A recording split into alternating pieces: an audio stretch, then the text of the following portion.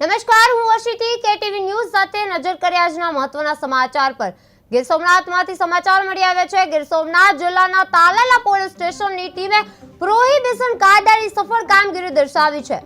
ગુંદર ગામના એક આરોપી ભારતીય બનાવટના વિદેશી દારૂ સાથે ઝડપાયો, જેમાં કુલ ₹10,318ના મુદ્દામાલનો સમાવેશ થાય છે।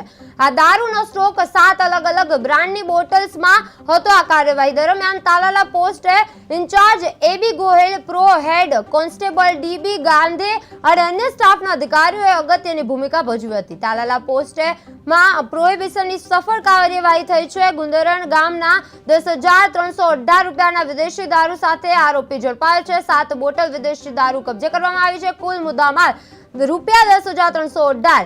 એબી ગોહિલ અને સ્ટાફ સખત કાર્યવાહી કરી છે। વિશાળ દારૂ મફપારણના પર્દાફાશનો ગુનો દાખલ કરવામાં આવ્યો છે। એબી ગોહિલ અને સ્ટાફે સખત કાર્યવાહી કરી છે। 10,318નો મુદ્દામાલ છે કબજે કરવામાં આવ્યો છે। 7 બોટલો વિદેશી દારૂ કબજે કરવામાં આવ્યો છે। ગુંદરણ ગામમાં ₹10,318ના વિદેશી દારૂ સાથે આરોપી ઝડપાયો છે। 7 બોટલ વિદેશી દારૂ કબજે કરવામાં આવી છે। કુલ મુદ્દામાલ ₹10,318। એબી ગોહિલ અને સ્ટાફે સખત કાર્યવાહી કરી છે।